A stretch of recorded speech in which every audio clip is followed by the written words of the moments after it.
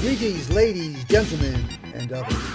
Jolly Scholar AAA here with a dispatch that I hope will help broaden the horizons for my good liberal friends when it comes to news sources. Now, this was going to be a short dispatch or a series of dispatches that I've consolidated into one single large dispatch. So it's a consolidated short dispatch. In other words, it's not short. But I think you're going to find it extremely interesting and valuable. So if you would simply pay a little attention to alternative news, I know you'll be amazed at how much more is going on in the world that you might not know anything about. Remember, you are told not to look at or listen to anything outside of your silo. But give it a try. These people, the ones I'm presenting here, were almost all, every single one, former liberals like you, like myself. Well, not like you, but like myself. They are inquisitive, creative, bold, and they make things happen. I think you might agree that these people whom you call conservative or right-wing are actually the real inheritors of the 60s cultural revolution. Like I said, they make things happen, but they respect and celebrate their own culture, their own community. How can you pretend to appreciate other people's cultures when you don't even understand your own? What today is called liberal is a dead end. I'm sorry, it's a dead end. Because liberalism is no longer liberal. Most liberals are either useful idiots or they're actually truly aware global fascists, what I call commissars. They masquerade as liberals.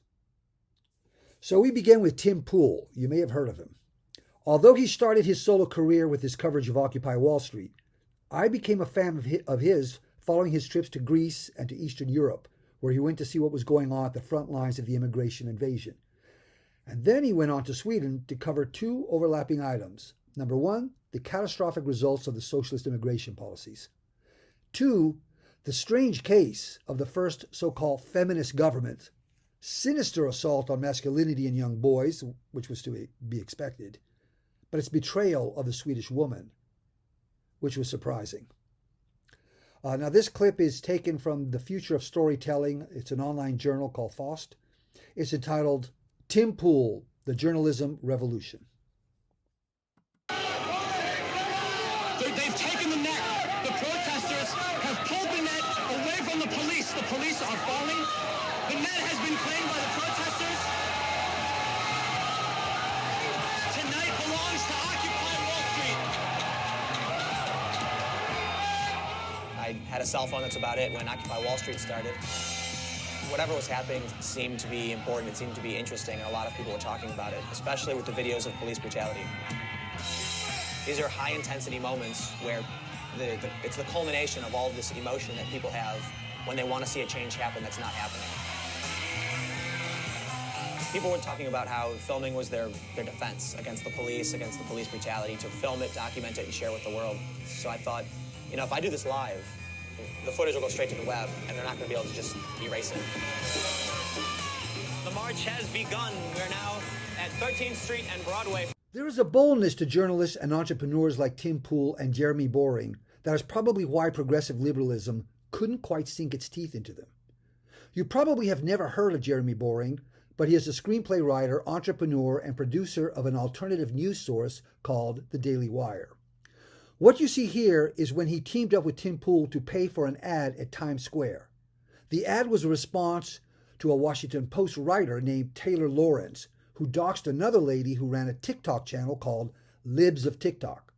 The channel simply reposted crazy woke TikTok posts. That's all she did. Anyways, the Times Square ad really lit up the situation.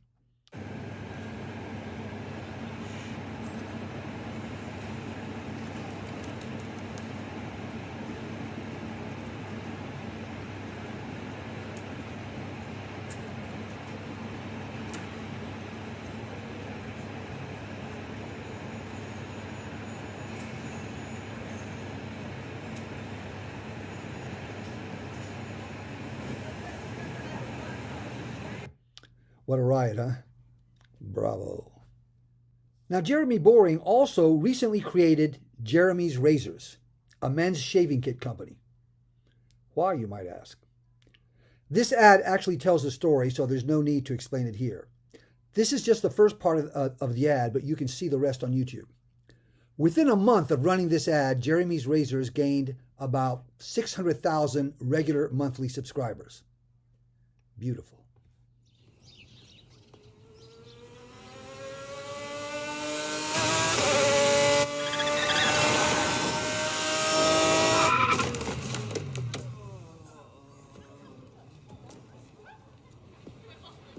Do you remember when there were two genders and only 1.5 of them had to shave their mustaches? Oh, hi. I'm Jeremy Boring, CEO and God King of the Daily Wire.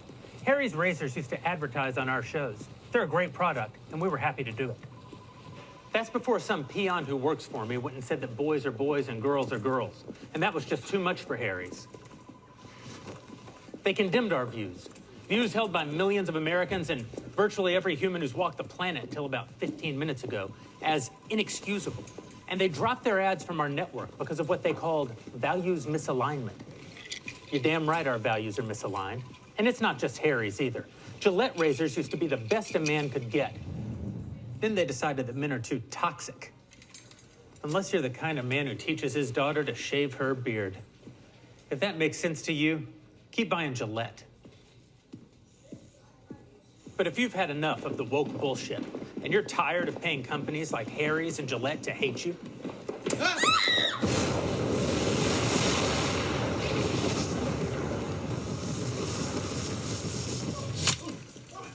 then buy my new razor instead.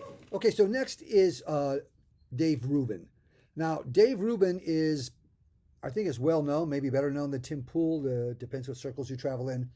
At any rate, he's very successful as well.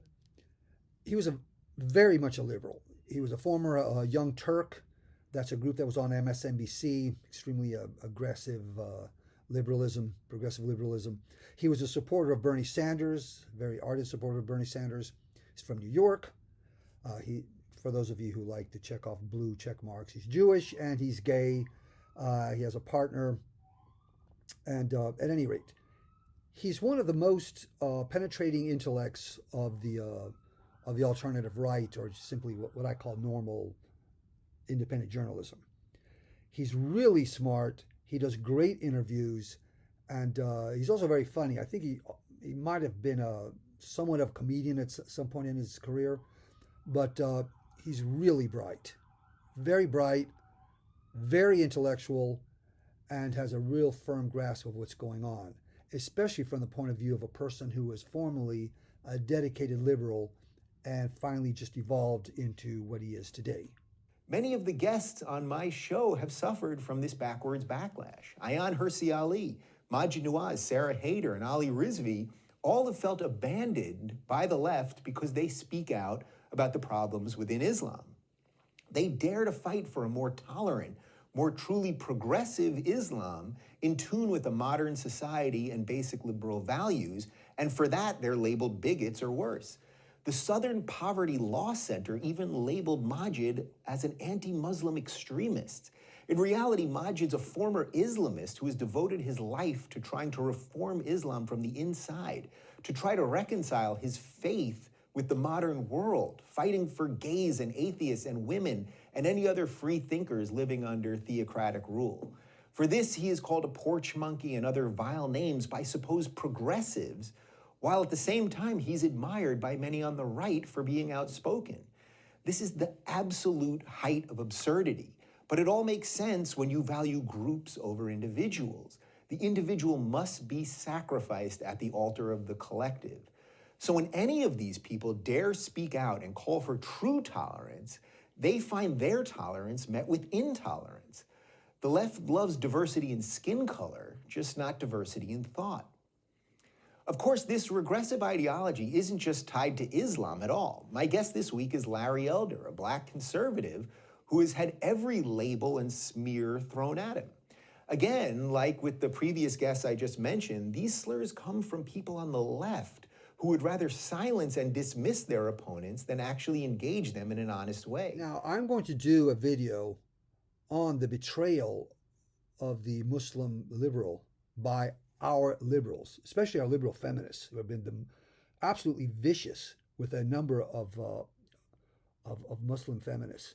And this has leaked into, it's not just out of the intelligentsia, because I've had altercations on Facebook with women who just really knew nothing about Islam, but they just knew, they had heard enough about the names and the memes that they were just viciously attacking these excellent Muslim women who were brave and bold, especially Ayaan Hirsi. The fact that she gets slandered by liberal feminists is truly unbelievable. People often ask me which interview I've done that's changed my views the most, and I almost always say that it was the first time I sat down with Larry Elder. He challenged my views on systemic racism, as well as the need for a strong family, and was one of the people that helped sell me on why small government is important. If you haven't seen the video, we'll post the link right down below. Okay, so this is Larry Elder, who Dave Rubin was talking about.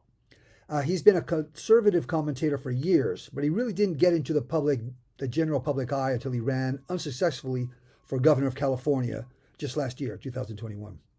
Since he is a well-known political celebrity now, I don't really follow him because I know his positions on the issues from watching his many interviews on a lot of the mainstream media. It's important that liberals stop being afraid of their own friends and at least give a listen to conservative blacks such as Larry Elder. You will find it hard to believe, but for the average black American, the fear of racism is very low on their priority list. I know. You don't believe that. But this is something that the liberal establishment can never let out of the bag. Their investment in racism is so heavy they can't afford for it to go away. That's why there's so many racist hoaxes, because racism is in big demand, but the supply is very low. Hence the intense vilification of black conservatives like Larry Elder. Okay, another well-known black non-regressive writer is Jason Riley. One of his most insightful requests to the Champagne liberals has been, quote, "Please stop helping us," unquote. You've done enough damage already. It's critical for liberals, even if you are not convinced, to acknowledge and accept this point of view from an increasingly large segment of the black community. You need to at least make the effort to understand it. Recall that Trump, the bigot, after 4 years in office, increased his share of black votes the second time around. It didn't diminish. After they got to know him for about 4 years, it increased. Once a sufficiently large number of black Americans wake up to what the Democratic Party and their regressive handlers have done to the civil rights movement, after 30 years of having fully appropriated it, there's going to be hell to pay. And maybe not just the voting booth. Okay, so now we get to Douglas Murray. He has to be one of the brightest academics of our generation. Well, not my generation. He's excellent. He's a champion of Western civilization, our heritage, and our history. And for those of you that this is important, he's gay. He understands the poison that has infiltrated our institutions of higher learning because he's from those institutions. He understands the issues much better than most. He knows what's at stake firsthand. And he's an excellent writer, an excellent speaker. I really can't recommend him enough. Oh, and I failed to mention he's from the UK. I think he's becoming an American citizen. I'm not sure, but he's from England. And these are two of his best books. Now, he's written, I think, 8 books, but I recommend these two, The War on the West and The Madness of Crowds. In The Madness of Crowds, you really start to understand the hysteria that is at the bottom of most progressive liberalism, something that you can see now in the clown world, the absolute insanity, the idea of getting triggered, the idea of you're afraid of what your neighbors might think of you, that they'll actually come after you. At any rate, I totally recommend these 2 books, and Douglas Murray is definitely one of the great intellects of our time. Okay, what follows here is a clip from the Rubin Report. It's a program that David Rubin hosts, and he's actually interviewing Douglas Murray. I reckon that not 1 in a million Americans knows the following fact, that 11 to 12 million slaves were probably brought across the Atlantic from Africa during the slave trade, the transatlantic slave trade. About 18 million Africans were similarly sold by their neighbors and others in the slave trade that went east. Mm-hmm. So why do we not know about the 18 million slaves that went east from Africa? Because there's no remnant of them, because the Arabs castrated all the men. Does 1 in a million Americans know that context to this, that slavery happened, everybody was involved in it. It was a horrible thing then, it's a horrible thing now, and it's still going on now. I've met slaves myself, people who've been born into slavery in Africa. And I don't think anyone knows this, and so everyone's got the context all out of sorts. Okay, so I've spoken on this subject on a number of occasions. I'm hoping that more people will become aware of this, and especially of the fact that it was the European powers that put an end to slavery in Africa and the Middle East, not the Africans themselves, whose kings benefited immensely from it for centuries before any European colonizer set foot in Africa. And certainly not Islam, who carried out the longest and most barbarous slave trade in history, along, of course, with their African allies. The Africans enslaved each other and then sold them off first to the Arabs and then to the Europeans. But the Arabs actually took part in the slave raids for centuries. The Arabs themselves would take part, and sometimes without any African allies, whereas the Europeans never did that. They only bought what was already on the market. So let's take the case of Mansa Musa. This is one of the richest people to have ever lived. He was an African king, a Muslim, and but he's not Arab. He's Bantu, an actual sub-Saharan African. One of the richest people in the world. He made his fortune from slavery and gold. How much slavery? Well, when he went on the Hajj to Mecca, he stopped at Cairo. He brought 30,000 slaves with him, and also so much gold that he crashed both the markets. He crashed the slavery market, he crashed the gold market. And as we saw fairly recently in Libya and Algeria, when Gaddafi was taken out by the Western powers, again for who knows what reason, what real reason, sub-Saharan Africans started crossing through Africa to try to get to Europe, where all those bigots live. They wanted to live there for many reasons, and we'll talk about that shortly also. They were enslaved by the Arabs in Algeria and Morocco. I mean, the contempt that the Arabs have for the sub-Saharan Africans is really intense, and it persists to this day. There were slave markets that a number of reporters, I think even in CNN, but reporters in the West actually clandestinely at night went and visited one of the slave markets. We're talking about just 20 years ago. And here we have another person who, according to Mr. Biden, must not really be black. The incomparable Candace Owens. This woman is so sharp.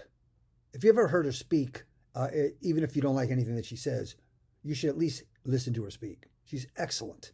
How is it that the emergent black conservatives often understand the rot of socialism even better than many of their white contemporaries? Well, think it through.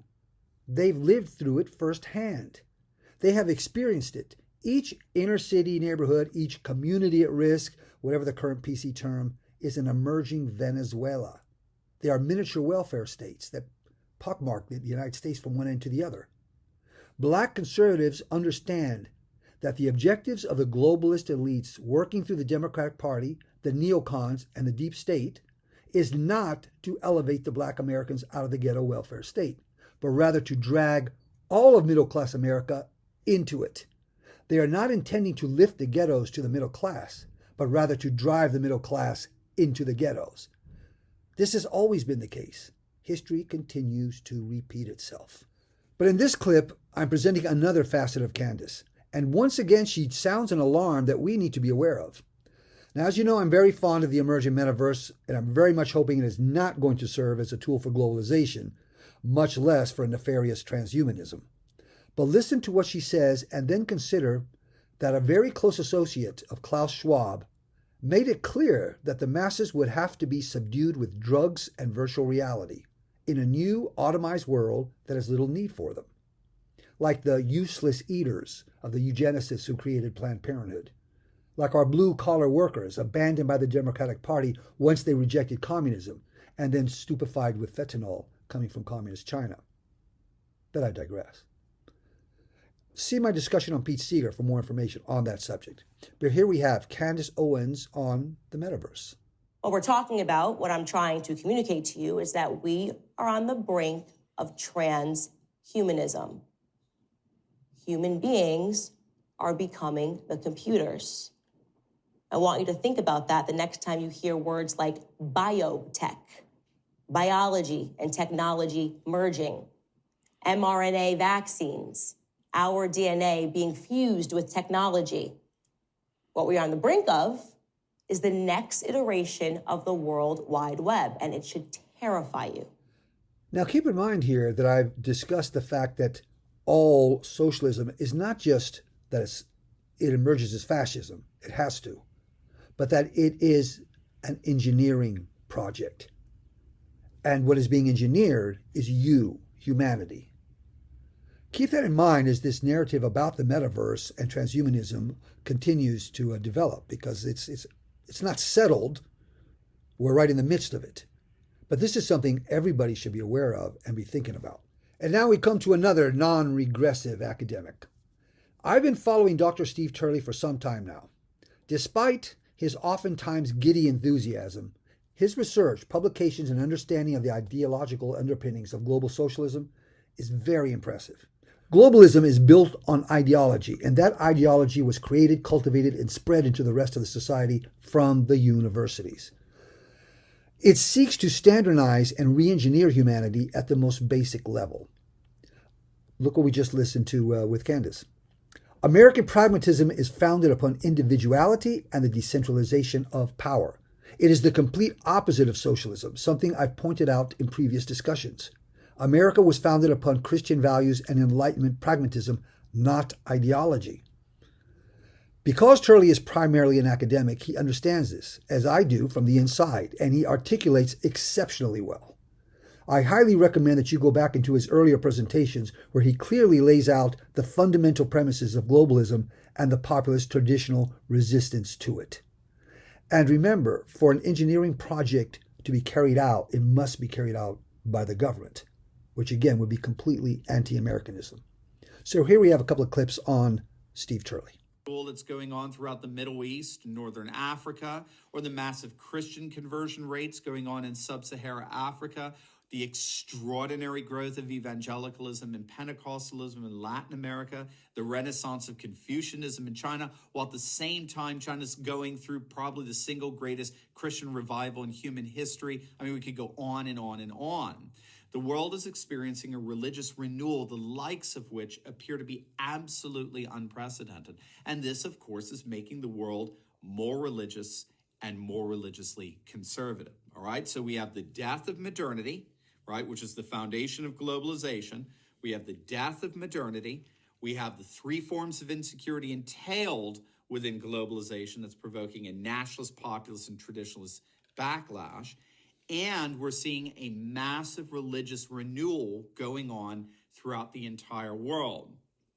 In addition to this threefold movement towards a right-wing conservative world, we're also seeing the rise of the so-called global south, the traditionalist, anti-globalist third world rising as a percentage of the world's population. So while in the West, including Russia and Eastern Europe, once comprised 35% of the global population back at the turn of the 20th century, it's fallen to 17% of the world's population today. It's most likely going to dwindle further to a mere 10% by 2050.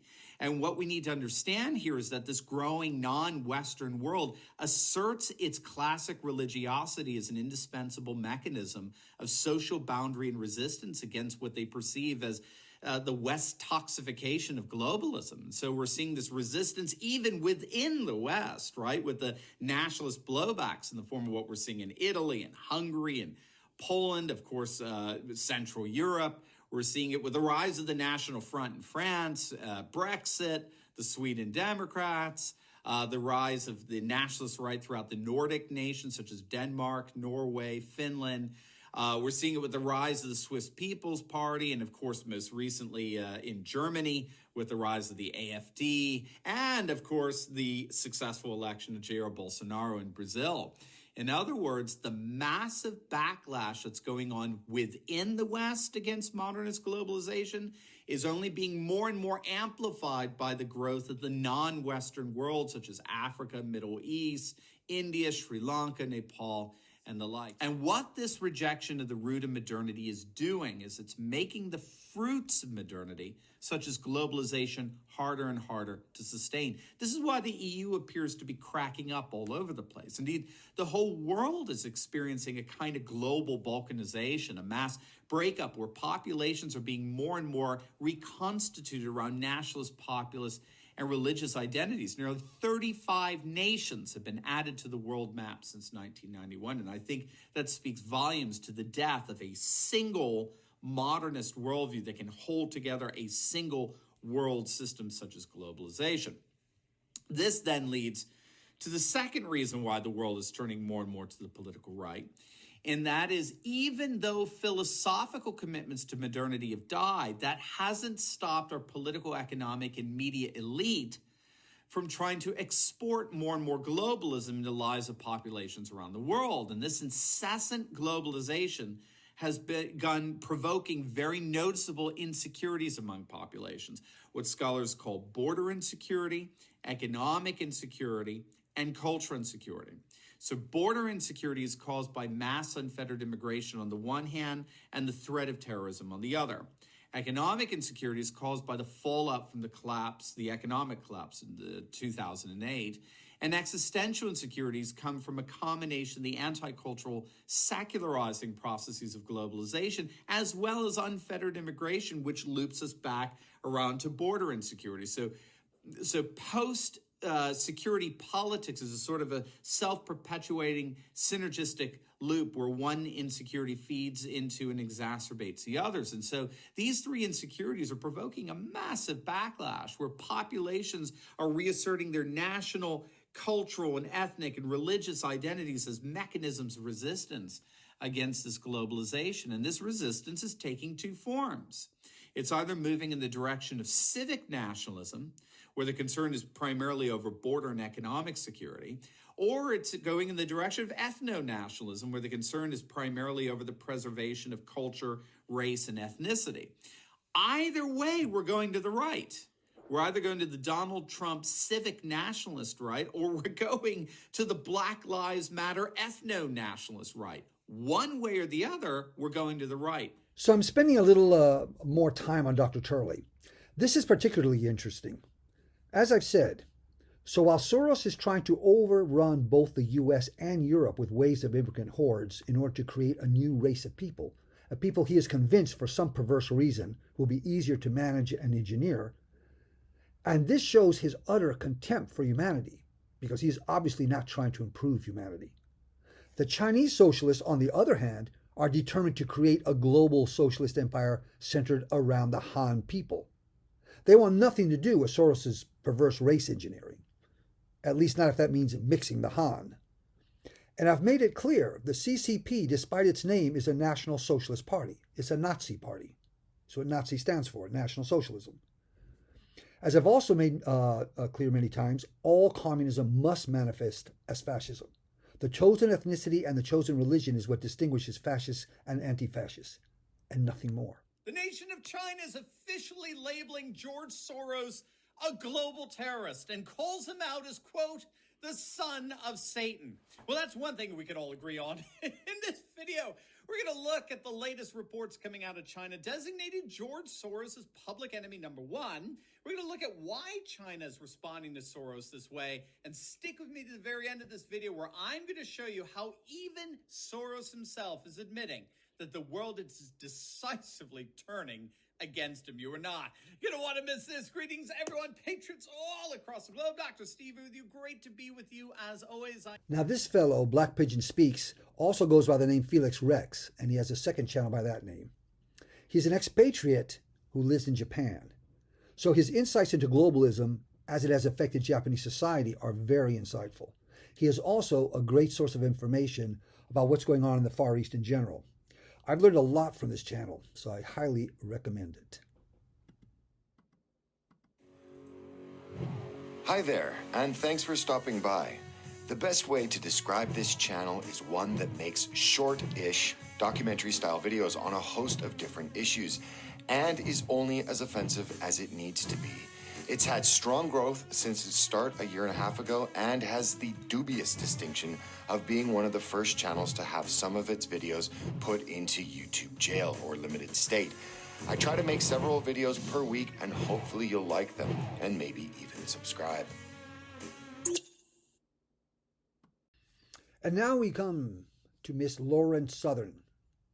She's a Canadian, well, she was a Canadian, and now she's becoming an Australian citizen with her husband. So Southern was another of those very brave journalists. She was one of the first people to implicate George Soros and his Open Society, which is just a code for open borders, along with his many NGOs and their outright collaboration with criminal smuggling gangs. She went so far as to hide out at night with illegal immigrants waiting for the smugglers in Turkey. She also interviewed illegal immigrants hiding out in North Africa, waiting for the smugglers to take them to France in Spain. What she found was they were not poor. They were not fleeing anything. The Africans were mostly following dreams of becoming rich rappers or soccer players. And oftentimes they were enticed by NGOs and smugglers to make the journey. And of course to pay. And they paid a lot. The Middle Easterners were looking for opportunities, but they were not fleeing anything at all for the most part. She appeared before the United Nations in front of an auditorium of about 3 people. Nothing came of it, nothing at all, but it was still... She also went to Africa, where she did a documentary on the plight of the Afrikaners. All of her work has been controversial, but she's really, as I said, a really daring and entrepreneurial journalist.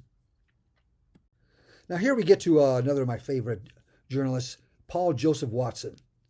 Watson developed this kind of staccato recording style that he pretty much pioneered.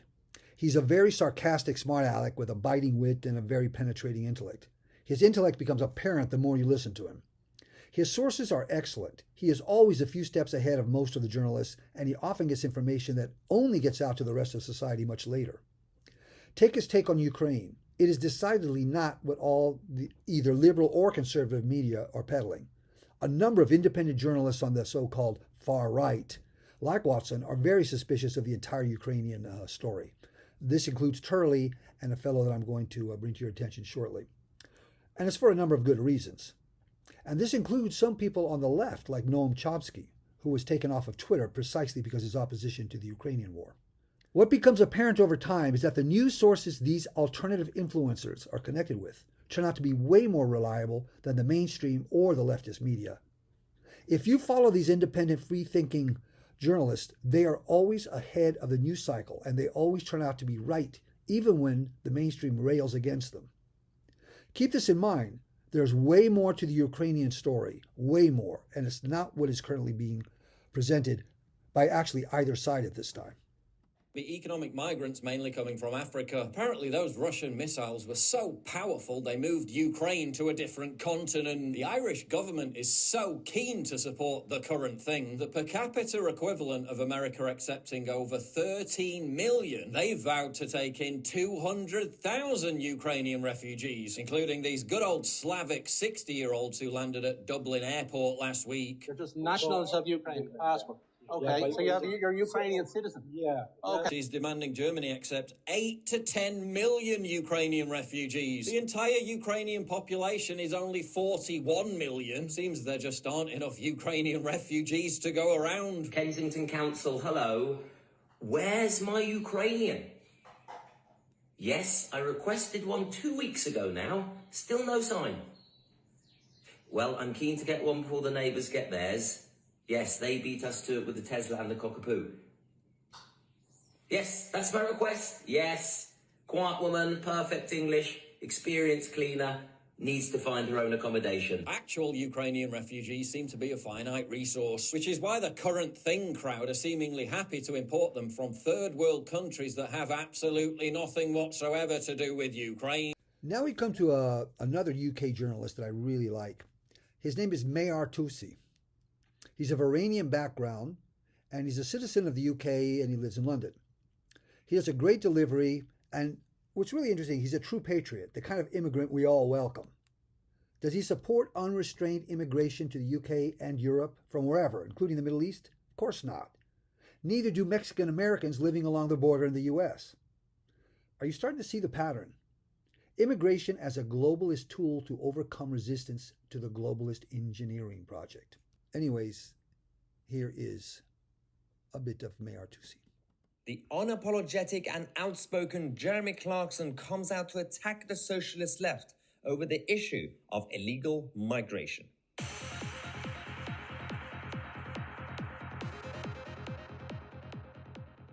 Hello everybody, welcome to another news update from this channel. Let's talk about Jeremy Clarkson, the guy who left the BBC and actually destroyed the BBC's Top Gear after he left, going on Amazon Prime, and he proved that you don't have to be dependent on the state or state-funded TV channel to thrive. He's always been outspoken, he's always been anti-socialist. That's why the metropolitan liberal celebrities don't like him.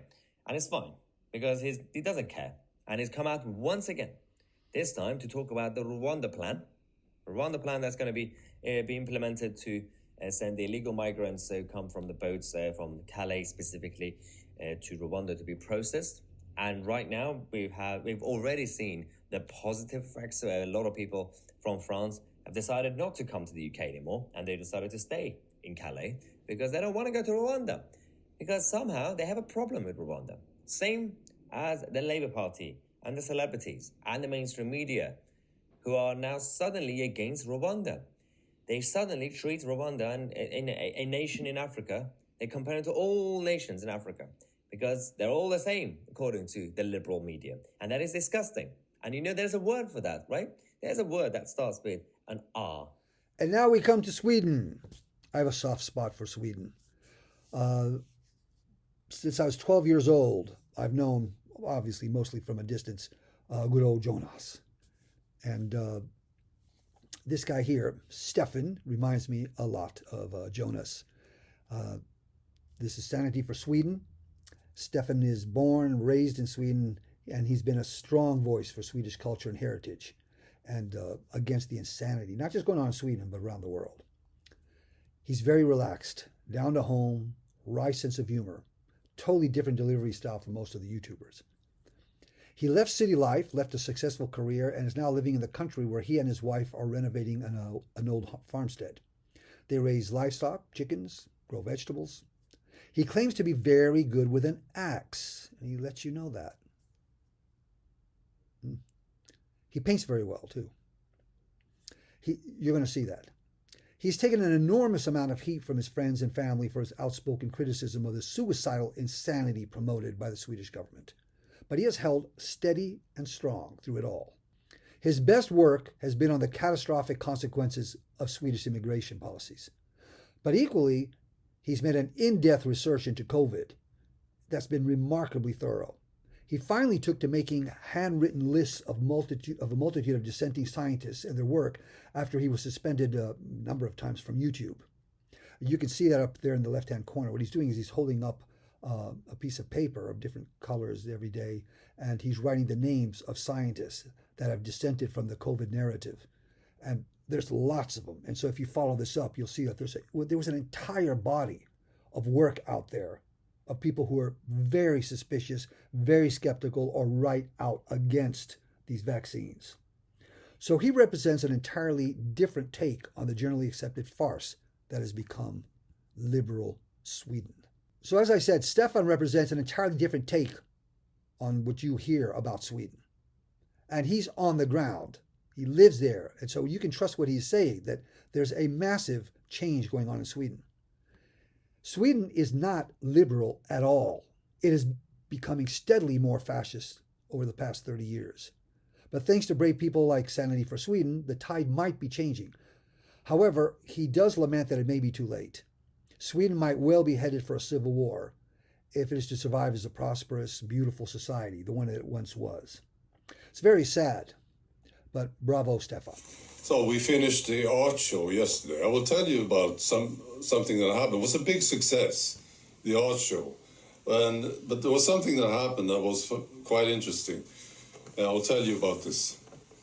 First, I want to talk about Dan Andrews in Victoria. Yeah.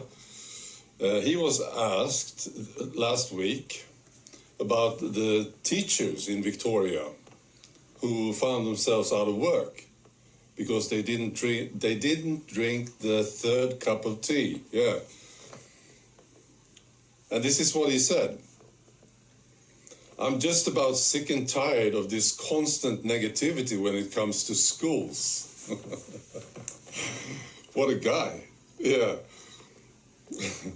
So you ask him about teachers who are out of work, and he says, don't be so negative. You know, I'm sick and tired of this. What a guy. It's amazing. All right. Here's some information from Europe. There was an update of the European database of adverse tea reactions.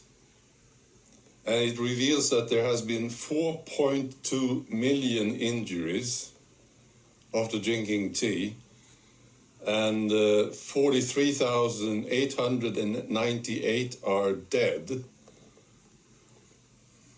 I'm not sure, there must be something wrong with my printer, but I'm not sure about this thing with tea. I think maybe something else. Yeah.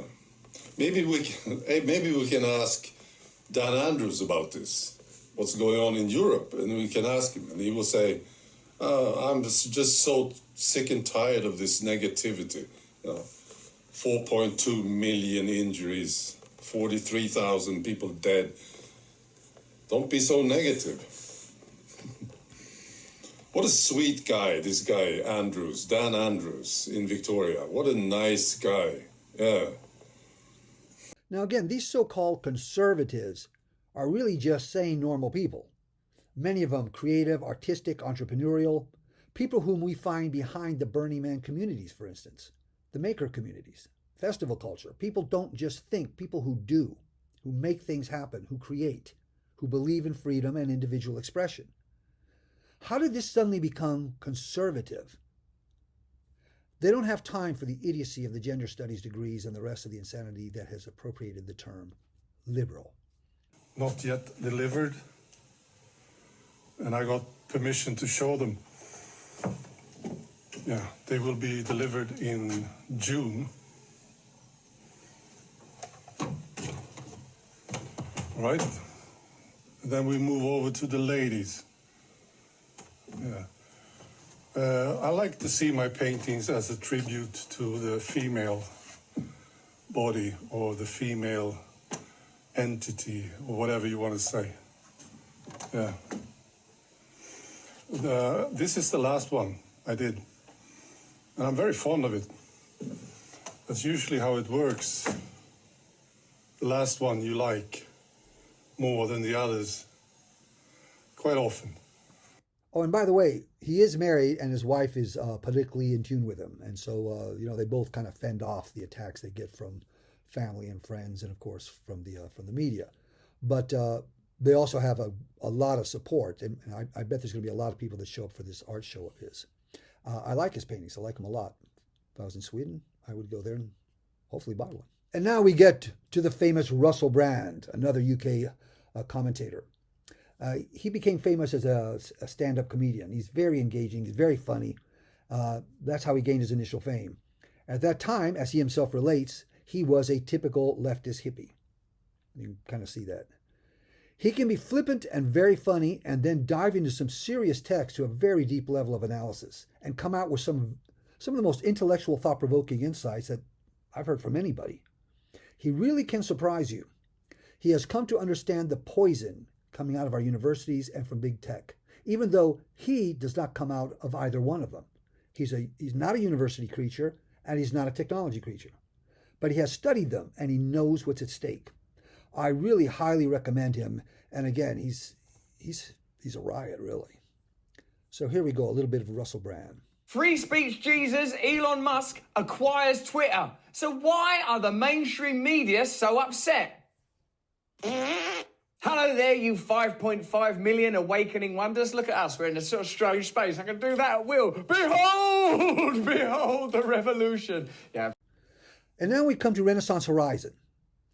This is an unassuming fellow. He's American, resides in the Southeast, along the coast somewhere. I think he's in South Carolina. He drives a Harley, and he's obviously a guitar enthusiast. And he enjoys being a bit goofy at times. But again, like so many blue-collar thinkers, his understanding of world events can be very impressive. His in-depth analysis of the complexities of the European political systems, is detailed and thorough. Again, it's really impressive. You'll see why. But he, like a lot of eccentric non-progressives, likes to come off as kind of a goofball. So his intellect is that much more surprising. I came to know more about European politics from this fellow than from any other news source. And I listen to a lot of people. But for European politics, he stands out as the best. I learned about Viktor Orban, Matteo Salvini, the German Alternative for Deutschland, the Vox Party of Spain, the elections in Slovenia, Austria, and so many other European politicians and their party struggles from him. Way ahead of the MSM and really way ahead of other independent journalists. Even Dr. Turley was usually a few weeks behind him, or a few days. And rarely did Turley go into the actual internal politics as thoroughly as Renaissance Horizon. This is going to be a quick video about the election results in Slovakia. I made a previous video with Peter where we discussed some of the parties. So if you want more information about the various political parties of Slovakia, check out that video.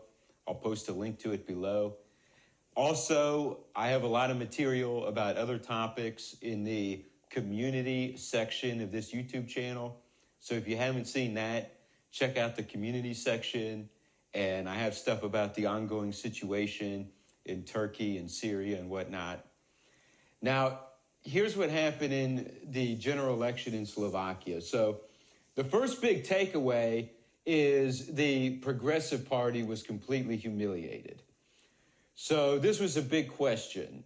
Early 2019, Slovakia had a presidential election. This blonde woman, Zuzana Chepunova, and click the subscribe button. New video every few days. He likes to end his videos that way.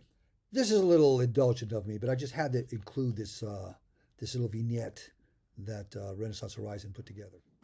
Good evening, ladies, gentlemen, people kind. I'm about to present to you my pièce de résistance. I call it two bananas standing in judgment over a plantain. Now, you may have thought at first glance it was three bananas. The one at the bottom looks like a banana, but it's a completely different fruit on the inside.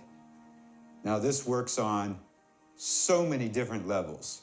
Colonialism, sexism, racism, homophobia, transphobia, the patriarchy, apartheid, Islamophobia, Zionism.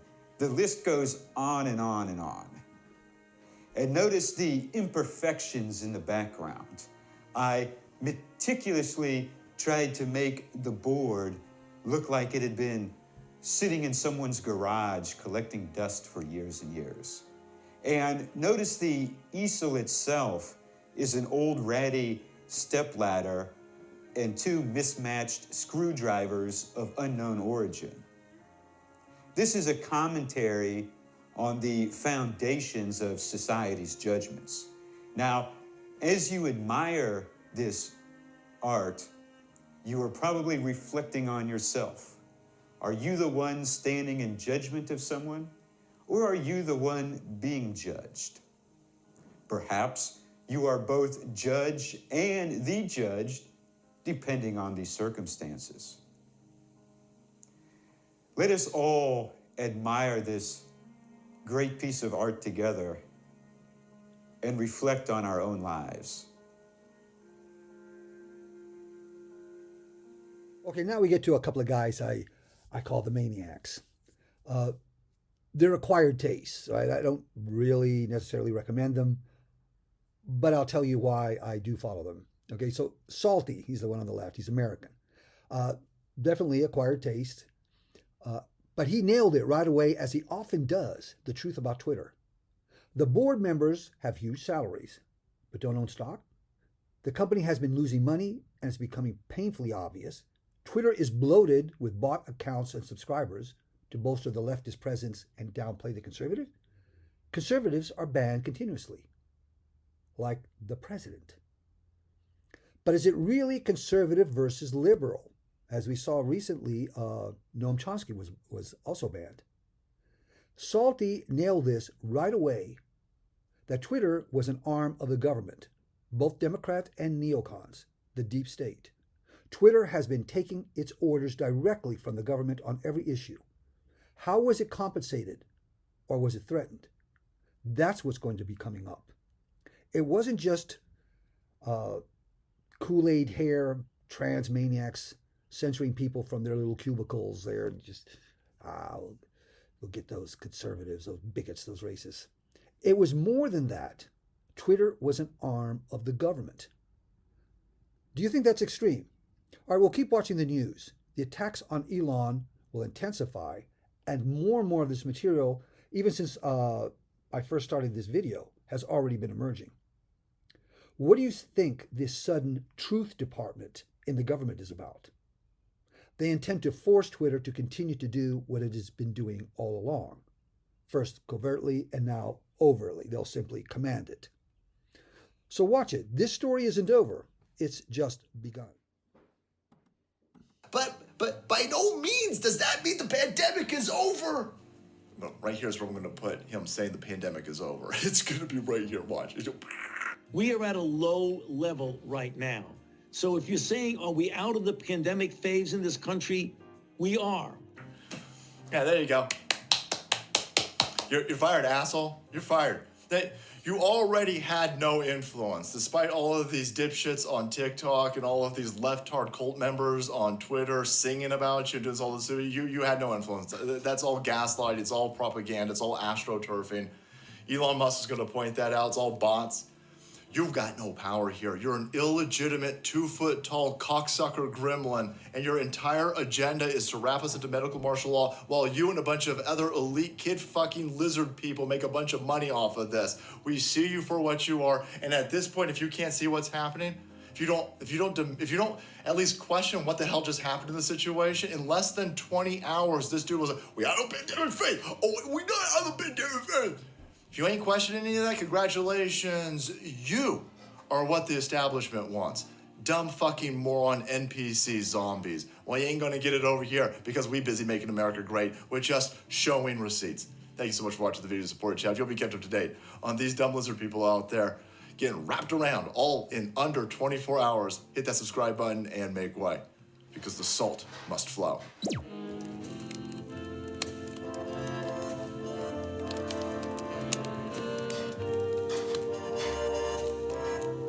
Okay, now we get to this guy, Angry Foreigner. He's from Bosnia, and he resides in Sweden.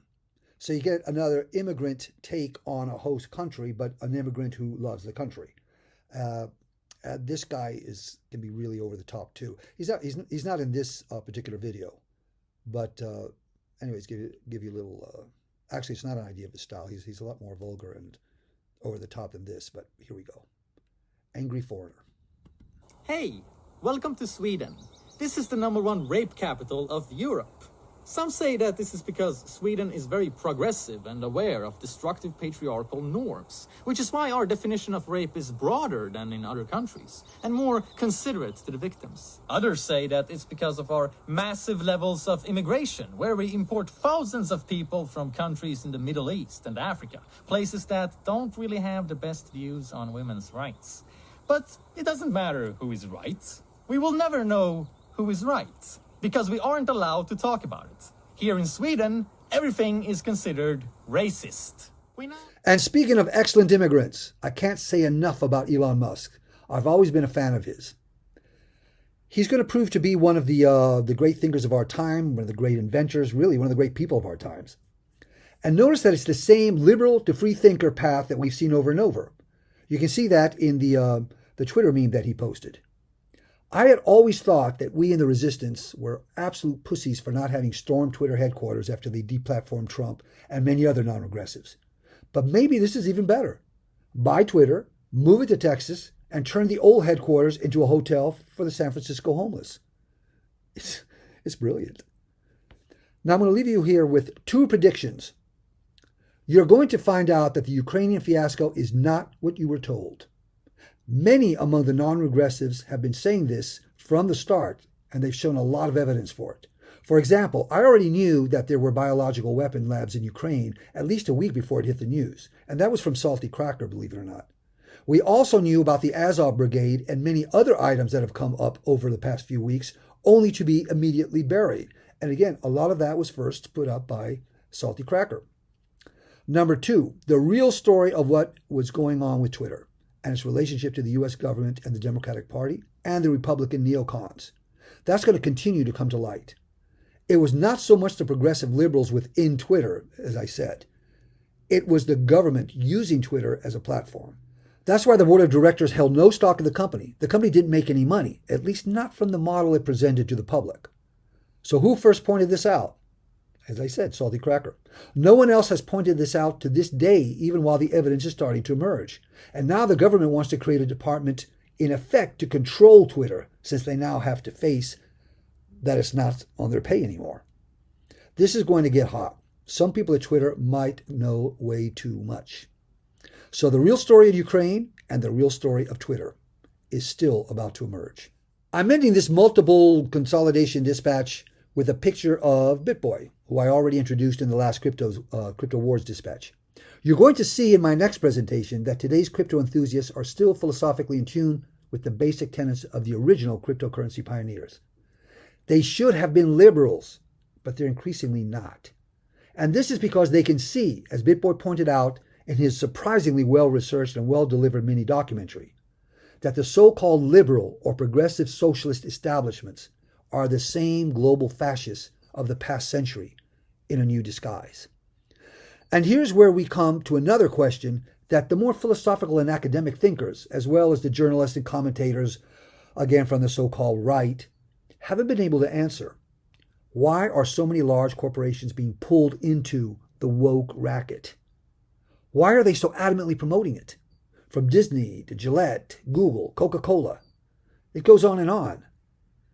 This is where the crypto entrepreneurs and influencers come in. They provide something that other people can't see. As I pointed out in the past Crypto Wars dispatch, these entrepreneurs and crypto technologists have insights into the workings within the corporate world that the more academic-oriented commentators just don't have. So stay tuned for my dispatch number 7, my crypto influencers.